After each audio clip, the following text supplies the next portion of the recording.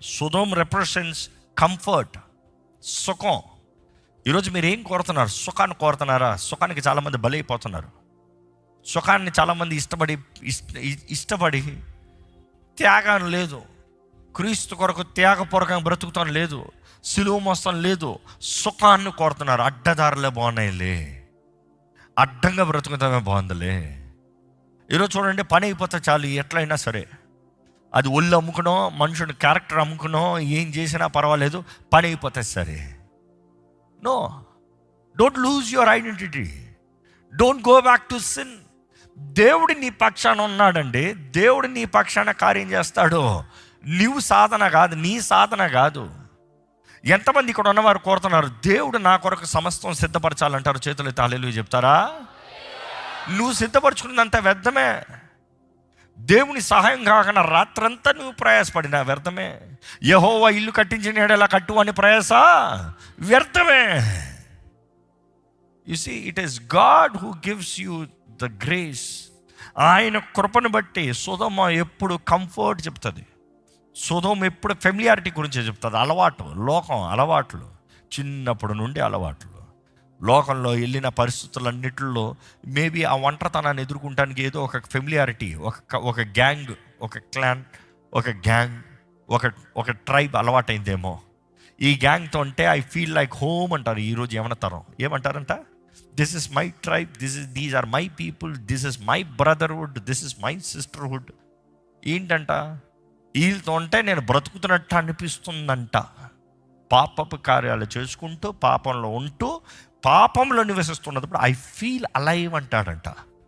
అందుకనే చాలామంది చూడండి, మొత్తం డ్రగ్స్ తీసుకున్న తర్వాత ఐ ఫీల్ అలైవ్ అంటాడు. డ్రగ్స్ లేదనుకో డమ్మీ, ఏం చేయలేడు, బుర్ర పని చేయట్లేదు అంటాడు. డ్రగ్స్ ఎక్కిందనుకో అంతే, I feel very much alive, నేను ఎవరిని ఇప్పుడు చెప్తానంటాడు. ఐడెంటిటీ లేదు. లోకం ఇస్ సొదొమ అన్నదప్పుడు వెల్త్, ధనం ధనం ధనం ధనం. ఒకప్పుడు దేవుని కొరకు త్యాగపూర్వకంగా త్యాగం చేసావు, దేవుని కొరకు త్యాగపూర్వకంగా బ్రతికావు, దేవుని కొరకు త్యాగం చేసింది ఏదైనా ఉంది. ఇప్పుడు దేవుని కొరకు ఏమి లేదు, ఎందుకంటే నీకే చాలట్లేదు అంటున్నావు. ఎందుకు? ధనం మీద మనసు పోయింది కాబట్టి. It is all wealth, wealth, నాకు కావాలి, నా సంపాదన, నాది నాది నాది. దేవుడు అడుగుతాడండి లెక్క. దేవుడి కొరకు ఏమైనా చేసిన వాళ్ళు ఉన్నారా? చేతులు ఎత్తద్దులే, వద్దులే, అది మనం చెప్పుకుంటాం కాదు. దేవుడు అగ్ని పరీక్షలో పరీక్షిస్తాడంట. ఎవరు ఏం చేశారో, ఎవరు చేసింది నిలబడుతుందో లేదో అనేది అగ్ని పరీక్షలో తెలియజేయబడుతున్న బైబిల్ తెలియజేస్తుంది. బట్ దెన్ అందులో తెలియజేయబడుతుంది ఏది బంగారం, ఏది చెక్క, ఏది ఊరక డూపు, ఏది యాక్చువల్గా వాల్యుబుల్. ఈరోజు అంతా ఫేక్ లైఫ్ కదా, ఎక్కడ చూసినా fake people, fake life, fake everything is fake, fake identity. చెప్పుకునేది ఒకటి, ఉన్నది ఒకటి, చేసేది ఒకటి, బ్రతికేది ఒకటి. చివరికి దాని అంతం ఎలాంటి వెళ్తుంది చెప్పండి? నాశనమే, నాశనమే. దేవుని వాక్యం తెలియజేస్తుంది, మనుషుడికి ఒక దారి తెలుసంట, అది మేలు అనుకుంటాడంట, అది మంచిది అనుకుంటాడంట, కానీ చివరికి ఎక్కడ తీసుకెళ్తుందంట? అది నాశనానికి తీసుకెళ్తుందంట.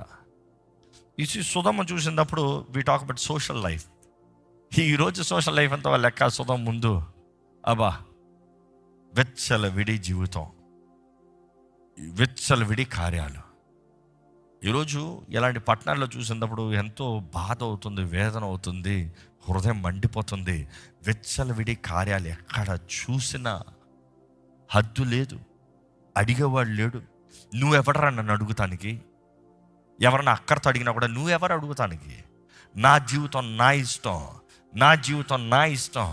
కుటుంబాలను పోగొట్టుకుంటున్నారు, భార్య భర్తలు విడిపోతున్నారు, అక్రమ సంబంధాలు, అక్రమ కార్యాలు, విచ్చలవిడే జీవితము, వన్ నైట్ స్టాండ్స్, రిలేషన్షిప్స్ అంటూ జీవితాలను పాడు చేసుకుని దెయ్యాలకి గుహలుగా మారుతున్నారు. సింపుల్, దెయ్యాలే బ్రతుకుతున్నాయి కొంతమంది జీవితాల్లో. దేవుడు లేడు, పరిశుద్ధాత్ముడు లేడు. నీ వల్ల కావట్లేదు అంటున్నావు, నీ వల్ల కాకుండా బంధించి పెట్టావు కదా దెయ్యాన్ని, నువ్వు కోరుకుని తెలుసుకున్నావు కదా. అపవాదికి నువ్వు తలుపు తెరవద్దు. Do not give room for the enemy. దేవుని వాక్యం తెలియజేస్తున్న అపవాదికి చోటు అవ్వద్దు. ఈరోజు ఎంతోమందికి అపవాదికి దెయ్యానికి చోటు అనుగ్రహిస్తున్నారు. మిమ్మల్ని అడుగుతున్నానండి, ఈ వాక్యం అనేటప్పుడు సాతానికి ఎక్కడైనా చోటు ఇచ్చారా?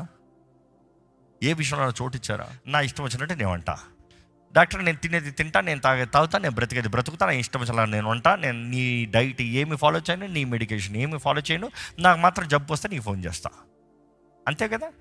ఈరోజు డాక్టర్లు చూడండి, కొంతమందిని చూస్తే విసిగిపోతారు. నువ్వా ఎన్నిసార్లు చెప్పాను. ఓ డాక్టర్ దాన్ని మాట్లాడుతూ ఉన్నదప్పుడే ఆయన ఫోన్ వచ్చి ఎన్నిసార్లు చెప్పిన ఇంతే అంటాడు. ఏమి అడిగితే ఏ ప్రయోజనం లేదండి, ఎంత చెప్పినా వేస్టే. ఆ ఫోన్ ఎత్తుతో కూడా టైం వేస్ట్, అవును మాట్లాడుతూ టైం వేస్ట్, వదిలేండి రండి మనం మాట్లాడుకుందాం అంట. పాపం దేవుడు ఎవరన్నా చూసి అట్లా అంటున్నాడా? జాగ్రత్త. చెప్పి చెప్పి చెప్పి చెప్పి విననొల్లని ప్రజలని పిలుస్తున్నాడు దేవుడు వాక్యంలో. అంటే చెప్పి చెప్పి చెప్పి కూడా పాము చెవులు మూసుకున్నట్టు చెవులు మూసుకుంటారంట. అంటే చెప్పాలంటే పాము చెవులు అంటే చాలా షార్ప్, పాము చెవులు అంటే చాలా షార్ప్. దానికి మ్యూజిక్ వేస్తే పిప్పీన వాయిస్తే ఓ డ్యాన్స్ వేస్తాడంట. కానీ ఎప్పుడైతే తేడా కొట్టాడని తెలిసిందో, నువ్వు పిప్పి అను పుప్పు అని ఏమను వినదు. ఈరోజు చాలామంది కూడా అంతే, ఆచార క్రైస్తవులు అయిపోయారు, ఆచార భక్తి అయిపోయింది, ఆచార జీవితం అయిపోయింది, ఆత్మ ఫలము లేదు, లోకమే సంఘంలో కనబడుతుంది. దేవునికి బాధాకరంగా ఉంది. ఈరోజు ఇక్కడ ఉన్న వారిని దేవుడు మీతో మాట్లాడుతున్నాడండి.